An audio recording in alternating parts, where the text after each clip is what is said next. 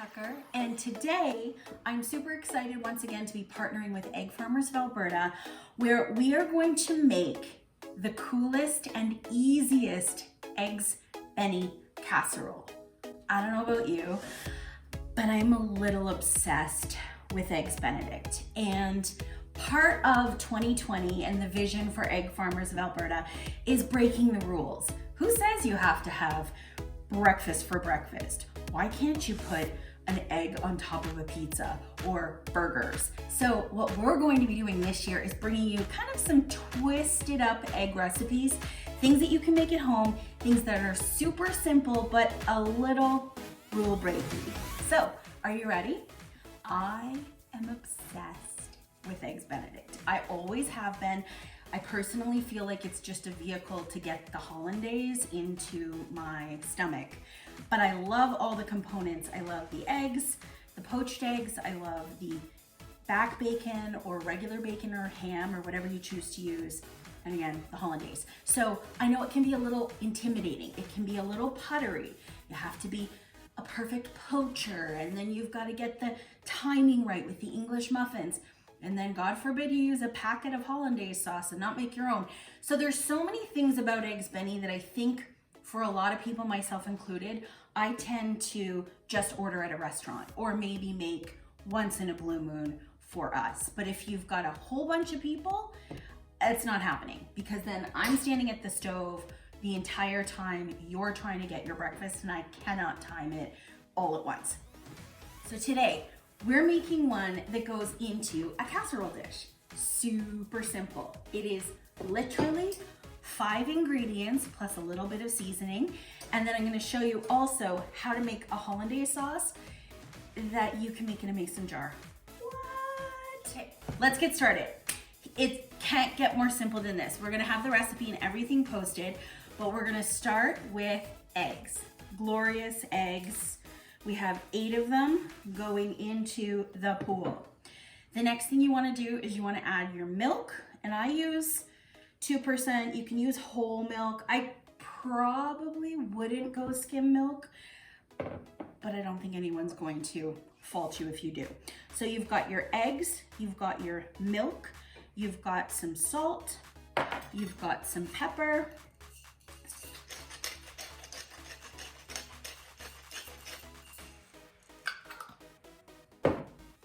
and then you've got just a little pinch of onion powder into the pool. So we're gonna wanna give these a whisk, and it's important, this is the important stage where you wanna break all the yolks.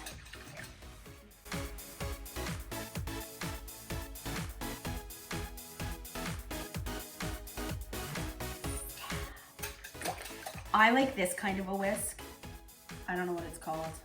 I like it because it has a bit of a point, and I find I can get right to the bottom.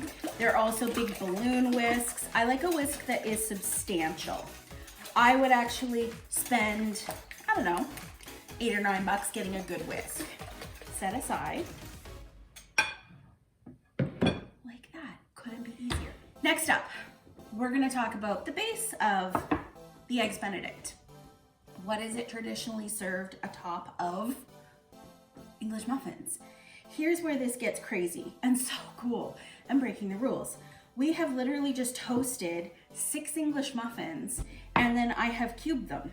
So fly them out of the toaster, lay them on the cutting board, chop them all up. I think each one I did 1, 2, 3, 4, 5, 6. So you've just got little 1-inch cubes. And then the secret, my secret, is I do take a little bit of drizzled butter, or melted butter rather. I don't know, we're gonna go 3 teaspoons-ish. Guys, you know I don't really measure. And I wanna just get that into the English muffins. They're toasted, which you might think, how is that gonna happen? Because once we put the egg mixture, it's all gonna go soggy. But just trust me on this. Trust me on this, it's magic and it's amazing. The last thing, I have back bacon. So here are my thoughts on this. We just use the back bacon that comes in the pack, like the little rounds. I just used a whole pack, chopped it all up, put it in a bowl. It's pre-cooked, so you'd be good to go. You'd be good to eat it right as it is. I traditionally really like bacon. So if I'm at a restaurant, I might order bacon instead of ham or instead of back bacon. But for this recipe, I don't recommend using bacon because it is going to soak in the egg mixture, and I think it might get a little, you know, limp. So you could always crumble bacon on top. So, are we ready? We just assemble. This is how easy this is. We have our pretty baking dish. We're going to throw our English muffins, I should do it this way so you guys can see, into the pool. We're gonna layer our ham over top.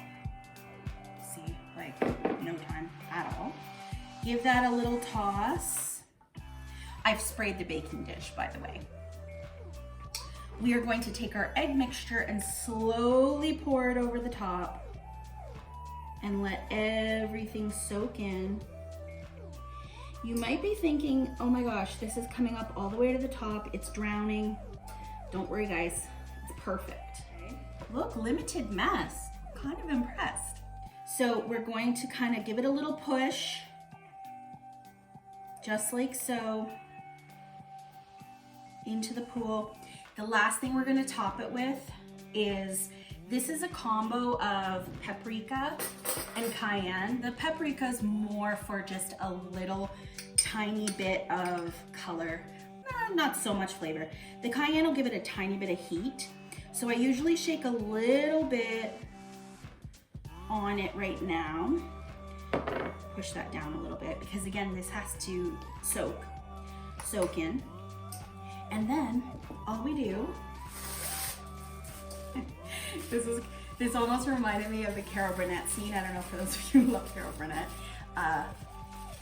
trying to get cling wrap or saran or whatever out of the package, virtually impossible. And then we're gonna cover it up, because guess what?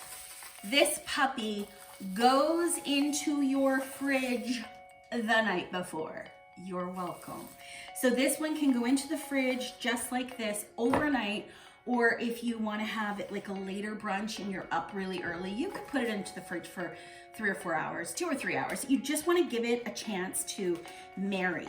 We have baked this beautiful little gorgeous baking dish for about 40 minutes, and I want you to take a look. So it's set, but now the final step, it does need to go back into the oven. I'm gonna say for another, I'm gonna give it probably 15 minutes, but I wanna take the rest of that melted butter and I wanna just drizzle it over the top. Again, it's looking super crunchy. I might not even use all of this. So this was a 1/4 cup total, and I did 3 teaspoons the first time, and now I'm just doing, I don't know, 4 or 5 more. You just wanna add a little bit of extra crunch. And then I'm going to take the rest of the paprika and cayenne and just give that a little sprinkle over the top. And then we're gonna pop it back in the oven. I wish you could smell this right now. It literally smells like the most beautiful eggs Benedict that has come to your table.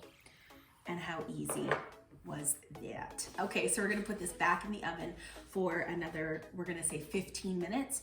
Then we're gonna bring it out, make the hollandaise, and top it up. There is nothing wrong with getting the package and then adding your milk and adding your butter. It's got the egg solid in it, not a problem. But I discovered this really cool way to make hollandaise. All you need is an immersion blender or a stick blender and a mason jar. And you want your stick blender to be pretty much the exact diameter of the mason jar. So that's not a lot of tools. I think this was $15. Take your mason jar and we're going to add 3 beautiful yolks. And then we are going to add 1 tablespoon of fresh squeezed lemon juice.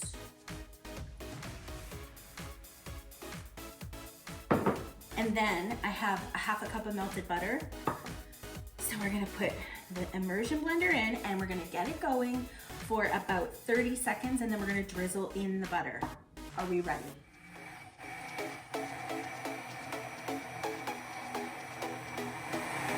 just need to tell you, this is so much fun, that you're gonna see the egg yolk color change. So it's going to get much more pale as we go. Ready? Here we go. It's like science.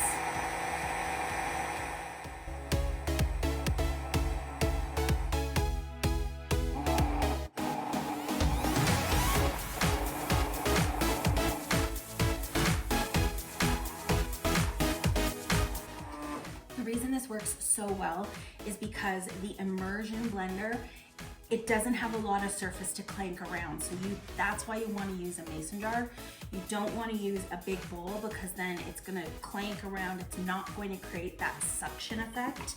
You can also do it in a blender, but you would need to double the ingredients because, as you know, imagine just this little bit in a blender unless you had a really high powered personal blender.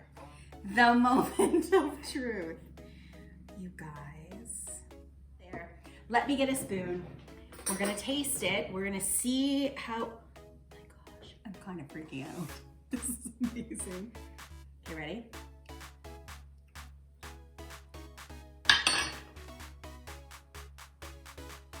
That's insanity. We're gonna add a little pepper. You can add a little pinch of cayenne. If you wanna be super fancy, add white pepper so it doesn't change the color, but who cares? The only suggestion that I would make, this is insanity. We're gonna pour this in. Look at this, guys. Look at that. Perfectly made, beautiful, thick, creamy, lemony hollandaise. Bam. The only thing I will say on the hollandaise, be careful when you go to reheat it. If we were to put that directly into the microwave, it might separate a little bit.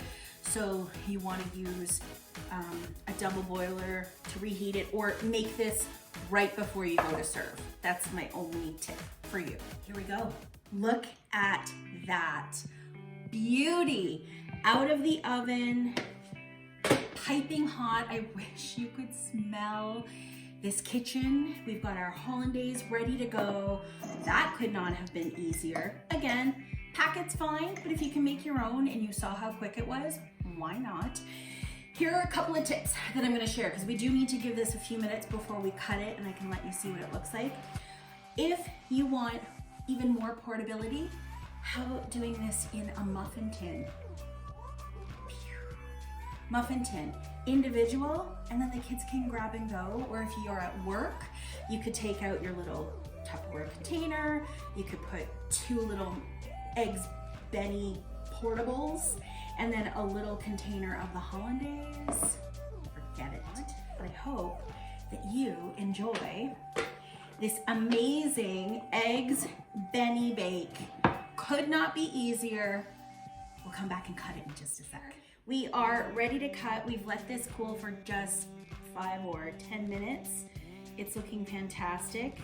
Just a little bit of pressure to get this out onto the plate for you in one piece.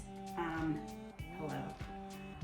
Look at that. We've got our beautifully caramelized Eggs Benny bake. And now I'm gonna take some hollandaise that we made with an immersion blender. We made it in 30 seconds. No judgment, I like hollandaise. Get that onto the plate. And you can break every rule going when it comes to when you want to eat this beautiful bad boy. You can have this for breakfast, you can have it for supper. It did not take any time at all. And that is the point of this year. We are breaking the rules with Egg Farmers of Alberta. The recipe for this you can find eggs.ab.ca. And as if it can't get any cooler, head to my Instagram @TuckerMag for your chance to win a very cool prize pack from Egg Farmers of Alberta. And then I'm gonna let you guys go make it. I hope you've enjoyed Cook with Meg.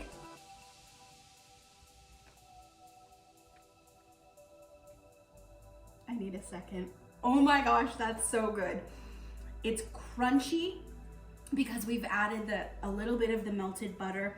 The English muffins retain their crunch on the outside. The eggs are creamy. The hollandaise is lemony. You can adjust the lemon that you want in the hollandaise. We said a tablespoon. You can go between a teaspoon and a tablespoon, just taste it. This is all together, the back bacon, the eggs. It feels like I'm eating eggs Benny, because I am. It's just in a dish. Thanks guys, have an awesome day, and break those rules with Egg Farmers of Alberta.